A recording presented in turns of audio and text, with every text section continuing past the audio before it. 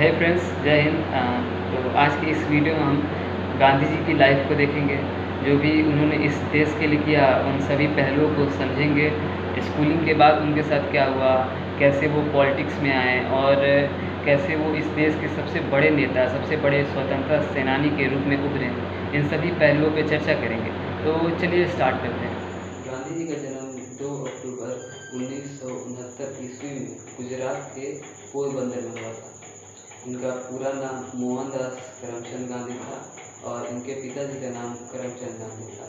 माता का नाम पुतलीबाई और पत्नी का नाम कस्तूरबा गांधी। इनके 4 संतान थे, हरिलाल, मणिलाल, रामदास और देवदास। गांधी जी बहुत अमीर घराने से थे। इनके पिताजी गुजरात की रियासत में दीवान का काम करते थे।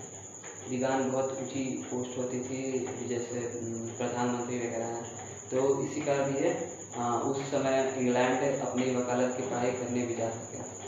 तो ये इंग्लैंड चले गए वकालत की पढ़ाई करने। वहाँ से 1891 ईस्वी में भारत आए और इनकी डिग्री कंप्लीट हो चुकी थी। तो इन्हें कुछ केस मिल रहे थे उस समय भारत में, पर इनकी पतली और धीमी आवाज़ के कारण ये कुछ खास सफल नहीं हो पाए।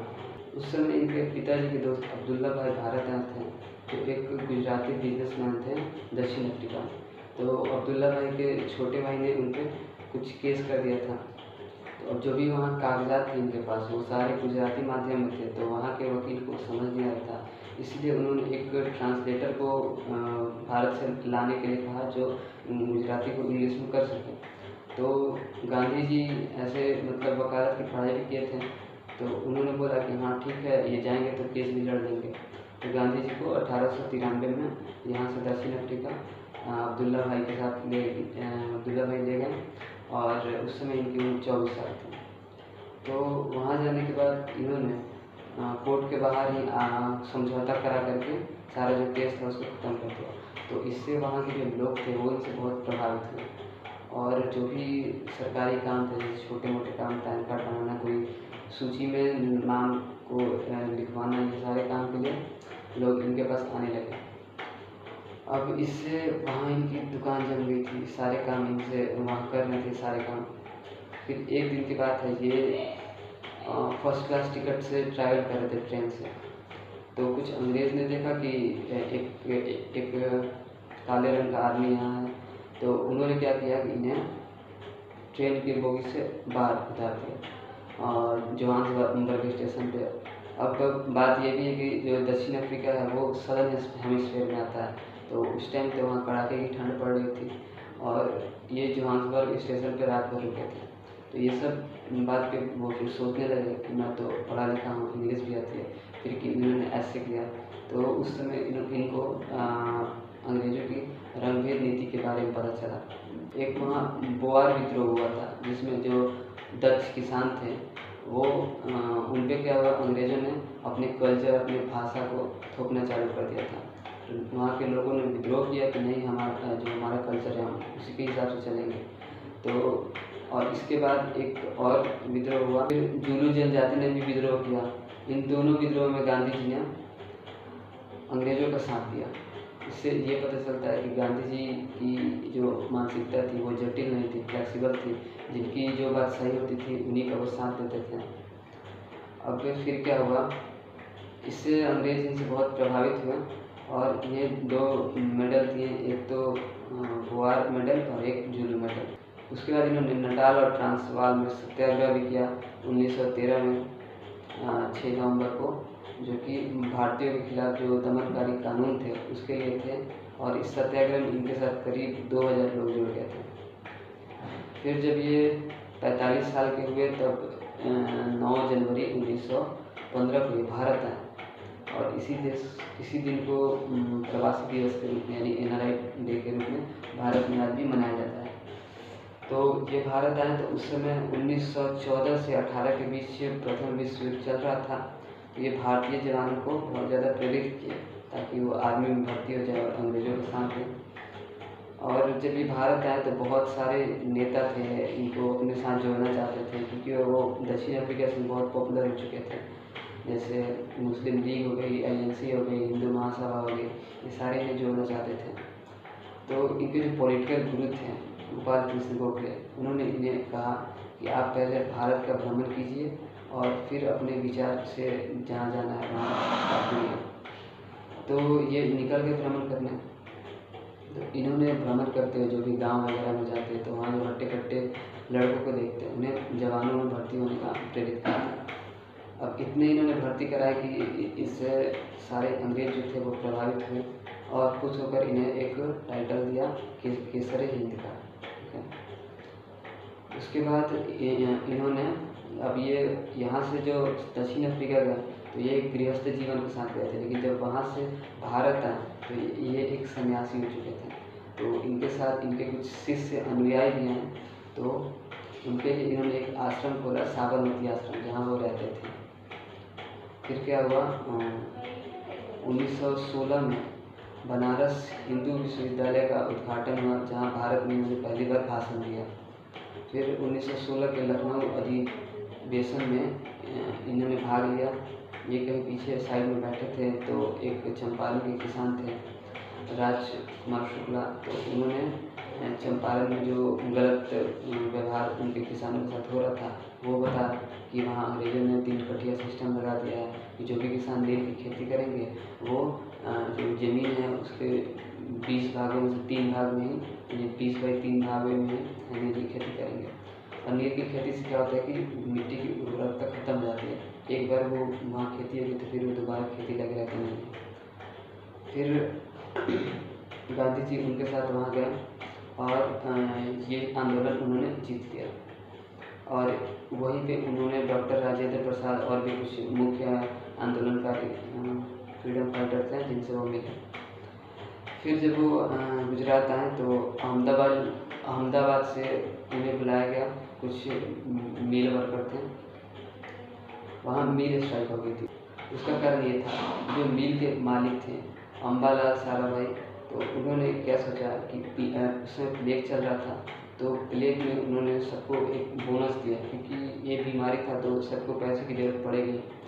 जैसे कोरोना चला था तो किसी की सैलरी अगर 100 रुपये है तो उसमें 20% का बढ़ोतरी करती है, तो 120 रुपये उस महीने में मिलेगा। तो वैसे ही वहाँ पे 20% से उनकी सैलरी बढ़ा दी। जब प्लेग खत्म हुआ तो उन्होंने जो पढ़ाई थी वो हटा दी थी, तो सही बात है। तो वहाँ के जो वर्कर थे उन्होंने विद्रोह किया कि अब महंगाई बढ़ चुकी है तो आप ये सैलरी मत हटाइए। तो वो बोल रहे थे कि मैंने तो जो काम के लिए किया था वो तो खत्म हो गया, तो अब तो ये हटा ही देना चाहिए।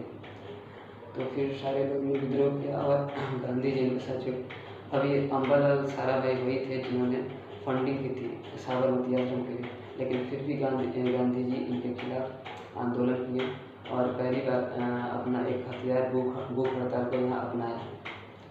और इन्होंने सारे लोगों को जो भी मिल वर्कर थे उनको प्रेरित किया कि वो इनके साथ मिल स्ट्राइक में बैठे, और बैठने के बाद इन्हें जीत भी मिली। जो 20% की थी वो 35% तक चली गई और वो हटा दी। तो सारे वर्कर खुश हो गए, गांधी जी खुश हो गए। फिर ये जब गए तो हाँ वहाँ इन्हें सरदार वल्लभ भाई मिले और रविन्द्रनाथ टैगोर ने इन्हें महात्मा की उपाधि इसी आंदोलन में दी थी। फिर 1918 में इन्हें खेड़ा सत्याग्रह के लिए बुलाया गया और वहाँ भी इन्हें जीत मिली। फिर 1919 में रॉलेट एक्ट भारत आया था,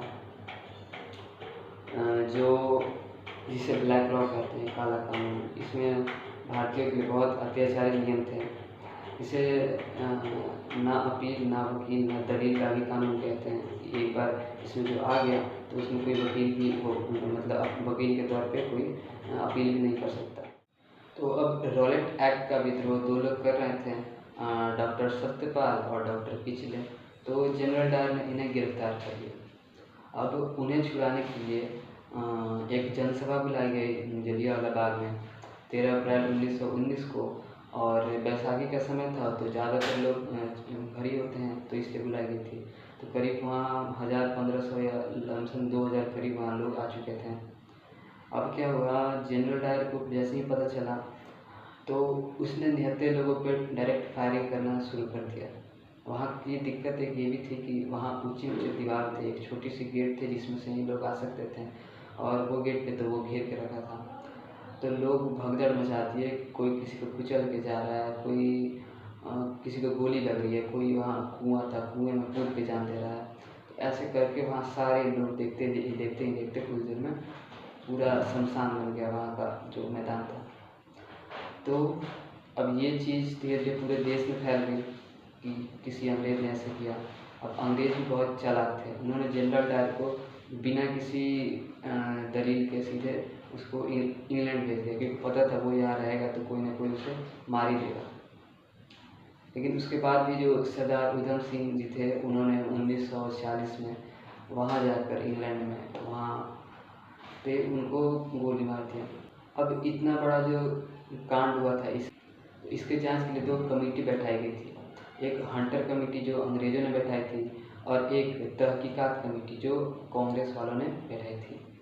तो जब गांधी जी को इन सभी बातों के पीछे की सच्चाई का पता चला, तो उन्होंने एक अपना पहला मास मूवमेंट जो पूरे नेशनल लेवल पे था, असहयोग आंदोलन, नॉन कोऑपरेशन मूवमेंट को शुरू कर दिया 1 अगस्त 1920 को। और फिर क्या हुआ कि जो भी उनके पास उपाधि थी, उन्होंने भी अपनी केसरी हिंद त्यागी। रविन्द्रनाथ टैगोर जी ने भी अपनी नाइटहुड की उपाधि त्याग दी। और भी बहुत सारे लोग थे जो अंग्रेज़ों की सरकारी नौकरी कर रहे थे, उनको छोड़ दिए थे। तो ये एक मास मूवमेंट बन चुकी थी।